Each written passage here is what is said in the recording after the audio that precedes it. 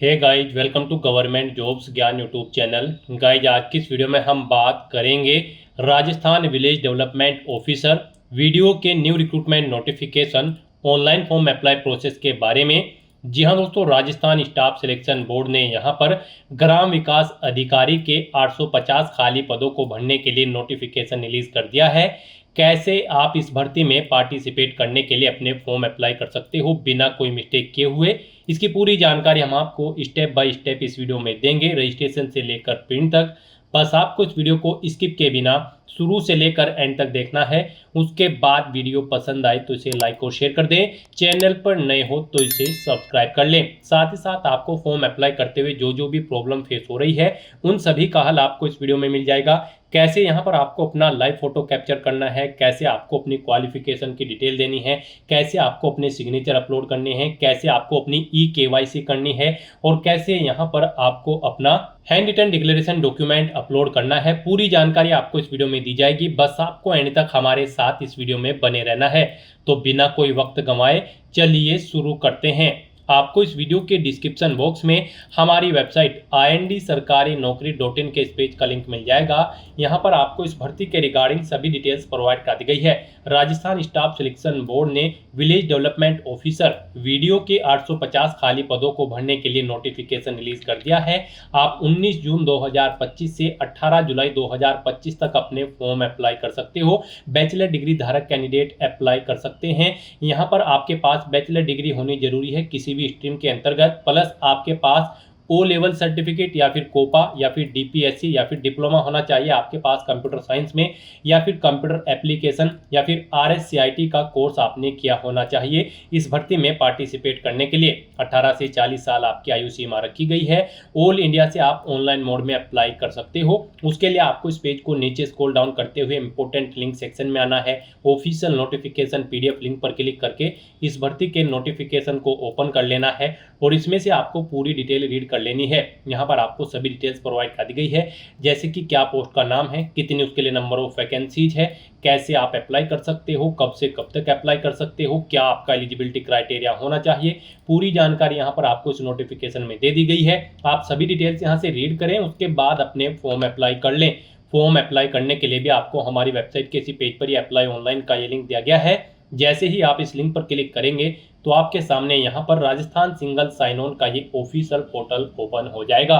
Guys, यहाँ पर आने के बाद आपको अपनी SSO ID या फिर यूजर नेम एंटर करना है, अपना पासवर्ड आपको एंटर करना है, ये कैप्चा कोड आपको यहाँ पर एंटर करना है और उसके बाद आपको यहाँ पर लॉगिन की स्टेप पर क्लिक करते हुए अपने डैशबोर्ड में लॉगिन कर लेना है। यहाँ पर आपको रजिस्ट्रेशन करने की ज़रूरत नहीं है, क्योंकि यहाँ पर केवल वही कैंडिडेट्स इस भर्ती में अप्लाई कर सकते हैं जिन्होंने यहाँ पर Rajasthan common eligibility test graduate level 2024 pass out किया हुआ है। यानी कि जब आपने इस एग्जाम के लिए अपने फॉर्म अप्लाई किए होंगे तो यहाँ पर आपने अपना रजिस्ट्रेशन किया हुआ होगा, तो उसी रजिस्ट्रेशन नंबर का यूज करते हुए आपको लॉगिन कर लेना है और अपने डैशबोर्ड में से जाकर अपना फॉर्म अप्लाई करना है। लेकिन किसी कारणवश अगर आप दोबारा से यहाँ पर रजिस्ट्रेशन करना चाहते हैं, आपको इस वीडियो के डिस्क्रिप्शन बॉक्स में SSO के पोर्टल पर कैसे आप अपना वन टाइम रजिस्ट्रेशन कर सकते हो उसके लिए वीडियो का लिंक दिया गया है। आपको उस पर क्लिक करके अपना पूरा OTR प्रोसेस चेकआउट कर लेना है और अपना रजिस्ट्रेशन कर लेना है। और यहाँ पर गाइज, अगर आप अपनी SSO ID भूल गए हैं तो आप I forgot my digital identity SSO ID click करके इस लिंक पर क्लिक करके उसे गेट कर सकते हैं। और यहाँ पर अगर आप अपना पासवर्ड भूल चुके हैं तो उसे भी आप फॉरगॉट पासवर्ड के सामने क्लिक करके लिंक पर क्लिक करके अपना पासवर्ड भी आप गेट कर सकते हो। तो यहाँ पर फिलहाल आपको लॉगिन कर लेना है अपने डैशबोर्ड में। अपने डैशबोर्ड में आने के बाद आपको यहाँ पर ऑन गोइंग रिक्रूटमेंट के इस सेक्शन में village development officer direct recruitment 2025 के सामने अप्लाई नाउ के इस लिंक पर क्लिक करना है। उसके बाद आपके सामने यहाँ पर कुछ इस तरह से पॉपअप शो होगा। गाइस, यहाँ पर आपको अपना एप्लीकेशन नंबर एंटर करना है। यहाँ पर आपको अपना CET 2024 ग्रेजुएट लेवल का जो एप्लीकेशन नंबर है वो यहाँ पर आपको एंटर करना होगा। जी हाँ दोस्तों, आपको यहाँ पर राजस्थान समान पात्रता परीक्षा स्नातक स्तर 2024 की जो परीक्षा थी उसका एप्लीकेशन नंबर यहाँ पर आपको एंटर करना है और फिर आपको सबमिट के ऑप्शन पर क्लिक कर देना है। और गाइज, अगर यहाँ पर आप अपना एप्लीकेशन नंबर भूल चुके हो तो यहाँ पर आपको माई रिक्रूटमेंट के इस लिंक पर क्लिक करना है उसके बाद यहाँ पर आपने जितनी भी भर्तियों के लिए या फिर एग्जाम के लिए अप्लाई किया होगा उनकी लिस्ट आपको यहाँ पर शो कर दी जाएगी। यहाँ पर आने के बाद गाइज आपको व्यू एप्लीकेशन के सामने, जी हाँ दोस्तों, राजस्थान सीईटी 2024 ग्रेजुएट लेवल के सेक्शन में व्यू एप्लीकेशन के इस लिंक पर क्लिक करना होगा। उसके बाद आपके सामने यहाँ पर आपके एप्लीकेशन फॉर्म का प्रीव्यू शो हो जाएगा। उसमें से आपको अपना एप्लीकेशन नंबर कॉपी कर लेना है या फिर नोट कर लेना है और उसके बाद फिर आपको वो एप्लीकेशन नंबर यहाँ पर एंटर करना है और फिर गाइज आपको सबमिट के इस ऑप्शन पर क्लिक कर देना है। फिर आपके सामने कुछ इस तरह से इंटरफेस ओपन होगा। अब यहाँ पर आपको दोबारा से विलेज डेवलपमेंट ऑफिसर की टैब पर क्लिक करना है। नेक्स्ट आपके सामने कुछ इस तरह से इंटरफेस शो होगा। अब यहाँ पर आपका वन टाइम रजिस्ट्रेशन से डाटा फैच कर लिया गया है। आपको यहाँ पर इसे रिव्यू करना है। अगर आप अपडेट करना चाहते हैं तो यहाँ पर आप अपडेट के ऑप्शन पर क्लिक करके अपडेट कर सकते हैं और अगर सभी चीजें ओके हैं तो यहाँ पर बस अब आपको प्रोसीड के इस ऑप्शन पर क्लिक करना है और उसके बाद यहाँ पर आपके सामने कुछ इस तरह से इंटरफेस ओपन हो जाएगा। यहाँ पर आपका एप्लीकेशन फॉर्म स्टार्ट हो चुका है। कुछ चीजें यहाँ पर आपको ऑटोमेटिकली फिल मिल गई है जो आपके रजिस्ट्रेशन टाइम पे आपने प्रोवाइड कराई थी, वो यहाँ पर आपको कुछ चीजें ऑटोमेटिकली फिल मिल गई है। अब यहाँ पर आने के बाद बस आपको अपनी माता का नाम यहाँ पर एंटर करना है। फिर यहाँ पर आपको अपनी श्रेणी सिलेक्ट कर लेनी है। आप किस श्रेणी से बिलोंग करते हैं। राजस्थान स्टेट से अलग कैंडिडेट अगर अप्लाई करते हैं तो केवल जनरल कैटेगरी कैंडिडेट अप्लाई कर सकते हैं। फिर यहाँ पर अगर आप विशेष दिव्यांगजन श्रेणी के अंतर्गत आते हैं तो यहाँ पर आप ऑप्शन सिलेक्ट करें किस दिव्यांगजन श्रेणी के अंतर्गत आप आते हैं। नहीं आते हैं तो यहाँ पर आप नॉट एप्लीकेबल ऑप्शन सिलेक्ट कर लें। उसके बाद यहाँ पर आपको उप विशेष दिव्यांगजन श्रेणी सिलेक्ट करनी है अगर आप दिव्यांगजन श्रेणी के अंतर्गत आते हो। उसके बाद यहाँ पर आपको अपनी श्रेणी का प्रमाण पत्र संख्या देनी होगी और फिर आपको बताना होगा कि क्या आपको स्रोत लेखक की आवश्यकता है। अगर है तो यहाँ पर आप स्वयं उसकी प्रबंध करेंगे या फिर विभाग को उसका प्रबंध करना है, यहाँ पर आपको ऑप्शन मिल जाएगा। और गाइस अगर आप यहाँ पर विशेष दिव्यांगजन श्रेणी के अंतर्गत नहीं आते हो तो फिर आगे के ये ऑप्शन आपको यहाँ पर डिसेबल्ड कर दिए जाएंगे। उसके बाद यहाँ पर आपको अपना रिलीजन सिलेक्ट करना है, अपनी वैवाहिक स्थिति मैरिटल स्टेटस आपको बताना है, आप मैरिड हो या फिर अनमैरिड हो या फिर डाइवोर्स हो, आप अपने अकॉर्डिंग ऑप्शन सिलेक्ट करें। उसके बाद यहाँ पर अगर आप मैरिड हो तो यहाँ पर आपको अपने जीवित बालक की संख्या देनी है और आपको यहाँ पर आपका मोबाइल नंबर ऑटोमेटिकली फिर मिल जाएगा। अपना व्हाट्सएप मोबाइल नंबर देना चाहते हैं तो वो यहाँ पर आप दे सकते हैं।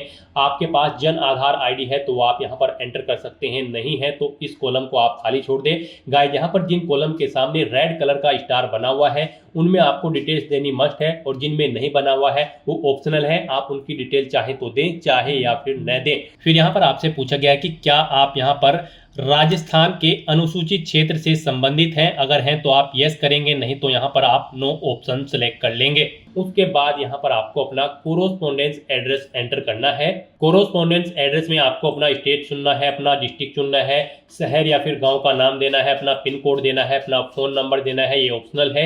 इस तरह से अपनी डिटेल्स फिल करने के बाद अब गाइस यहाँ पर आपको नेक्स्ट के इस ऑप्शन पर क्लिक कर देना है। फिर आपसे पूछा गया है जो मोबाइल नंबर और ईमेल आईडी आपने दी है क्या वो करेक्ट है। अगर करेक्ट है तो यहाँ पर आप यस के इस ऑप्शन पर क्लिक करें। बेसिक डिटेल्स प्रोवाइड कराने के बाद अब आपको अपनी पर्सनल डिटेल्स यहाँ पर देनी है। सबसे पहले यहाँ पर आपको अपनी नेशनलिटी सिलेक्ट कर लेनी है।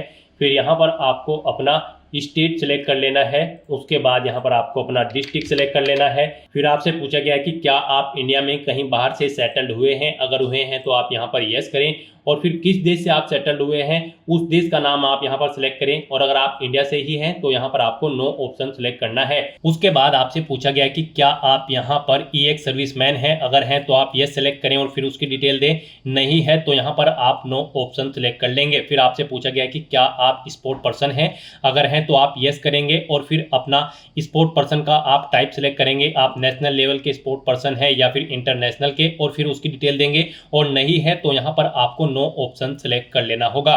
फिर आपसे पूछा गया कि क्या आप मौजूदा राज्य सरकार के कर्मचारी हैं, यानी कि राजस्थान सरकार के कर्मचारी हैं।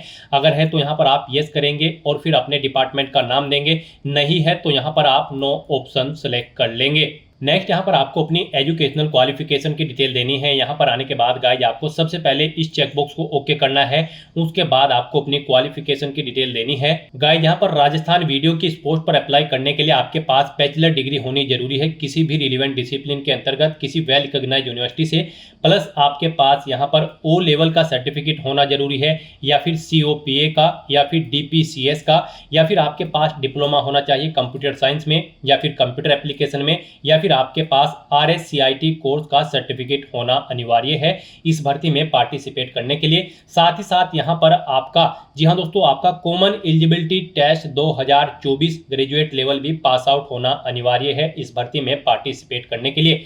तो यहाँ पर अब आपको अपनी क्वालिफिकेशन की डिटेल देनी है। तो यहाँ पर सबसे पहले आपको अपनी 10वीं क्लास की डिटेल देनी है। यहाँ पर सबसे पहले आपको विषय समूह सब्जेक्ट ग्रुप देना है अपनी 10वीं क्लास का। उसके बाद यहाँ पर आपको बोर्ड का नाम देना है जिससे आपने अपनी 10वीं क्लास पास आउट की है।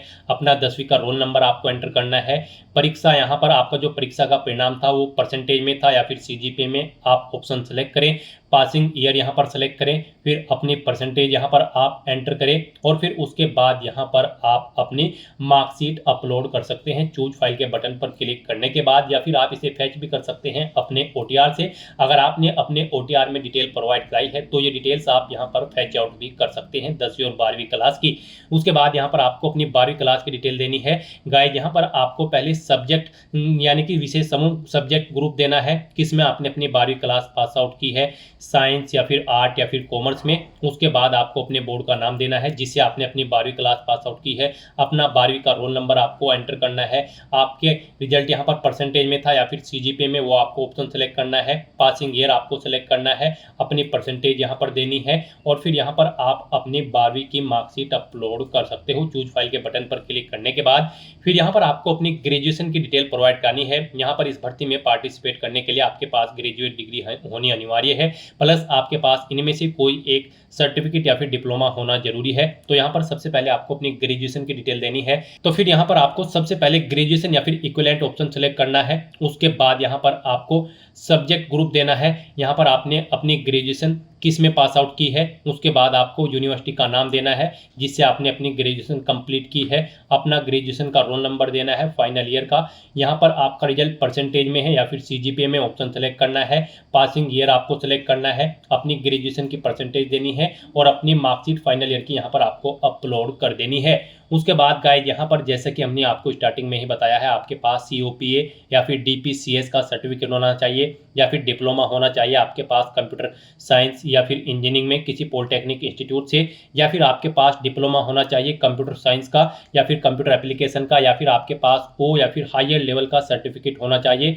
DOEACC से, या फिर आपके पास RSCIT का यहाँ पर सर्टिफिकेट होना जरूरी है। तो इनमें से आपको कोई भी एक ऑप्शन सेलेक्ट करना है और उसकी डिटेल देनी है। यहाँ पर आपको सबसे पहले बोर्ड या इंस्टीट्यूट का नाम देना है या यूनिवर्सिटी का जिससे आपने अपना ये सर्टिफिकेट या फिर डिप्लोमा पास आउट किया है। अपना रोल नंबर देना है, परीक्षा का परिणाम बताना है, वो आपका यहाँ पर परसेंटेज में था या फिर CGPA में। फिर पासिंग ईयर आपको सेलेक्ट करना है। ऐसे ही अपनी परसेंटेज यहाँ पर आपको देनी है और अपना सर्टिफिकेट यहाँ पर आपको अपलोड कर देना है।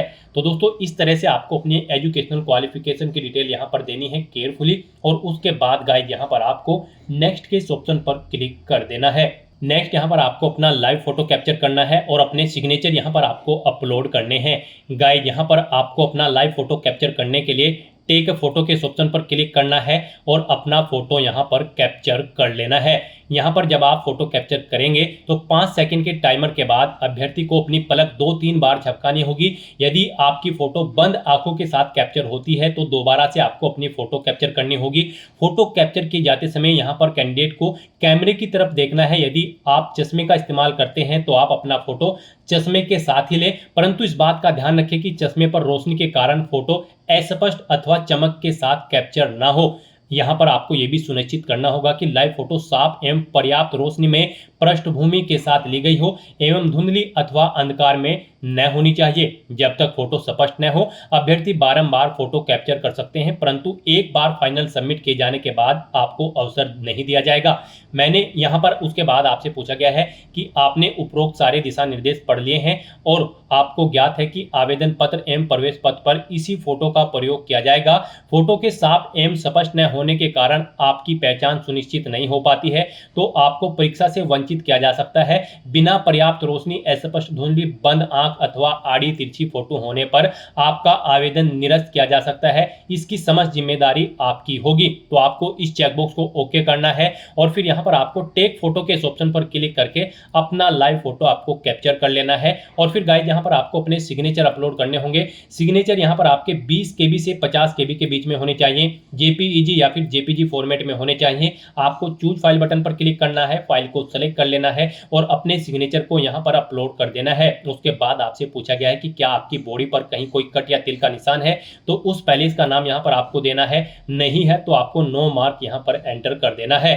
और गाइस इस तरह से अपने डिटेल फिल करने के बाद फिर आपको नेक्स्ट के ऑप्शन पर क्लिक कर देना है। नेक्स्ट यहाँ पर आपको अपनी डिस्ट्रिक्ट प्रेफरेंस देनी है। यहाँ पर आप जिस डिस्ट्रिक्ट में जॉब करना चाहते हैं उसे आप फर्स्ट नंबर पर सिलेक्ट करें, जिसे सेकंड, थर्ड, फोर्थ, फिफ्थ पर रखना चाहते हैं उसे आप क्रम से सेकंड, थर्ड, फोर्थ, फिफ्थ पर यहाँ पर सिलेक्ट कर लें। यहाँ पर गाइस आपको 22 डिस्ट्रिक्ट प्रोवाइड कराए गए हैं। आपको अपनी 22 डिस्ट्रिक्ट यहाँ पर सिलेक्ट कर लेने हैं 1 बाय 1 करके। सेलेक्ट के ऑप्शन पर जैसे ही आप ऑप्शन पर क्लिक करेंगे यहाँ पर आपको डिस्ट्रिक्ट की लिस्ट शो होगी। आप जिसे फर्स्ट नंबर पर सिलेक्ट करेंगे उसे फर्स्ट नंबर पर प्रेफरेंस दिया जाएगा, जिसे सेकंड, थर्ड, फोर्थ पर करेंगे क्रम से आपको ऐसे ही यहाँ पर प्रेफरेंस दिया जाएगा। इस तरह से यहाँ पर आपको अपने डिस्ट्रिक्ट सेलेक्ट कर लेने हैं। 22 डिस्ट्रिक्ट यहाँ पर आपको सेलेक्ट करने हैं और उसके बाद गाइस आपको यहाँ पर नेक्स्ट के ऑप्शन पर क्लिक कर देना है। नेक्स्ट आपके सामने कुछ इस तरह से इंटरफेस ओपन होगा। आपको आपके एप्लीकेशन फॉर्म का पूरा प्रीव्यू यहाँ पर शो कर दिया गया है। आपको सभी डिटेल्स केयरफुली चेकआउट करनी है। पेज को नीचे स्क्रॉल डाउन करना है, डिक्लेरेशन सेक्शन में आना है, इस चेकबॉक्स को ओके करना है। कहीं पर कोई मिस्टेक है तो आप यहाँ पर अपडेट ऑप्शन पर क्लिक करके अपडेट कर सकते हो और अगर सभी चीजें ओके हैं तो बस यहाँ पर अब आपको फाइनल सबमिट के ऑप्शन पर क्लिक कर देना है। जैसे ही आप फाइनल सबमिट ऑप्शन पर क्लिक करेंगे आपके रजिस्टर्ड मोबाइल नंबर पर एक ओटीपी आएगा। वो ओटीपी आपको यहाँ पर एंटर करना होगा और अपना फॉर्म सबमिट कर देना होगा। इस तरह से यहाँ पर आपका एप्लीकेशन फॉर्म सक्सेसफुली सबमिट हो जाएगा और उसके बाद आप अपने डैशबोर्ड में जाकर उसका स्टेटस चेकआउट कर सकते हो और अपने एप्लीकेशन फॉर्म का एक हार्ड कॉपी प्रिंट आउट ले सकते हैं फ्यूचर यूज के लिए, फ्यूचर रेफरेंस के लिए। तो दोस्तों ऐसे आप राजस्थान ग्राम विकास अधिकारी वीडियो के 850 पदों को भरने के लिए अपना फॉर्म अप्लाई कर सकते हो बिना कोई मिस्टेक किए हुए। आज की इस वीडियो में बस इतना ही। आई होप ये वीडियो आपको पसंद आई होगी। अगर पसंद आई हो तो इसे लाइक और शेयर करें। चैनल पर नए हो तो इसे सब्सक्राइब कर लें। Thanks for watching.